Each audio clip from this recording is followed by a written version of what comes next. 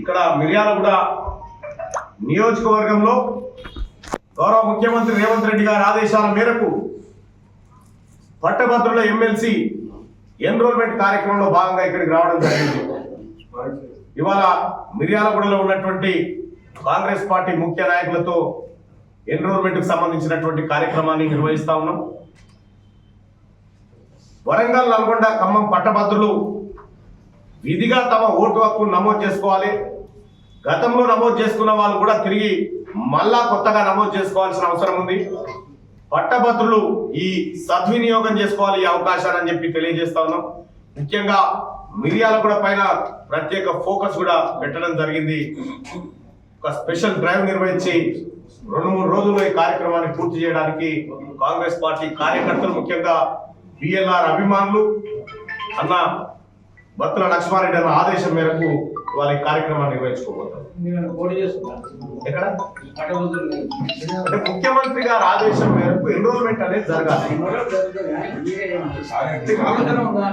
నాకు నా అధిష్టానము భువనగిరి ఎంపీకి పోటీ చేయమన్నా జరుగుతా, ఎమ్మెల్సీ పోటీ చేయమన్నా జరుగుతా, కానీ విధిగా ఓటర్ నమోదు కార్యక్రమం అనేది బాధ్యత కాబట్టి ఆ పని చేస్తాం.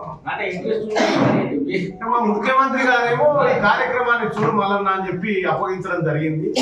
మరి అది ఏ ఉద్దేశంతో అప్పగించింది అనేది ఆయనకే ముఖ్యమంత్రి గారు అడిగితే తెలుస్తుంది. ఈ సీటు గెలుస్తాం, అన్ని సీట్లు గెలుస్తాం. 3 సంవత్సరాలు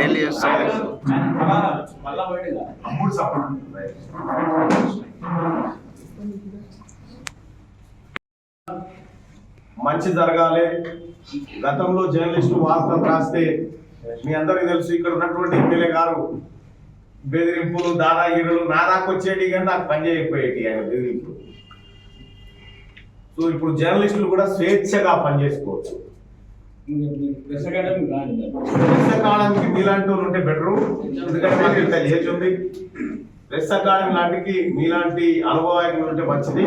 రెండో విషయం ఏంటంటే జర్నలిస్టులను కూడా అన్ని రకాలుగా ఆదుకోవడానికి కాంగ్రెస్ పార్టీ ప్రభుత్వం ప్రయత్నం చేస్తుంది. ముఖ్యంగా ఒక స్వేచ్ఛ వచ్చింది జర్నలిస్టులకి. మీరు కాంగ్రెస్ పార్టీని విమర్శిస్తూ వార్తలు రాసిన ఎవరు పట్టించుకోడు, మీ స్వేచ్ఛకి ఎవరు భంగం కలిగించరు. గతంలో అట్లా లేకుండే ఆ పరిస్థితి నుంచి పూర్తిగా ప్రజలకు స్వేచ్ఛ దొరికింది. వాళ్ళ మిర్యాలగూడ రిపోర్టర్లు కూడా చాలా సంతోషంగా ఉన్నారు, ఆసక్తిగా మీడియా కవరేజ్కి వెళ్తా ఉన్నారు. విమర్శకులు కాంగ్రెస్ పార్టీలో దీంట్లో కూడా లోటుపాటు కూడా చెప్పండి, అదేంటో చెప్పండి. నేను ఏమంటున్నా అదేదో చెప్పండి, సమాధానం మీరు గమనించి మీరు చెప్పాలి, ప్రభుత్వానికి చెప్పాలి. నేను ఏమంటున్నా, ఎందుకంటే మీరు అంతా గమనించారు. ఇప్పుడు బాధ్యతాయుతమైన ప్రభుత్వంలో ఉన్నాం.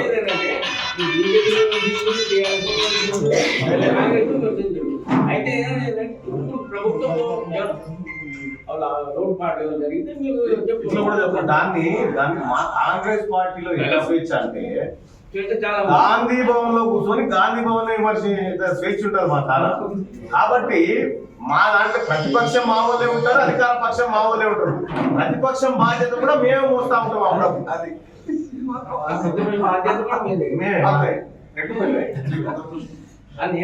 మీరు ఒక మీరు అన్నది కరెక్టే, మీరు అన్నది కరెక్టే.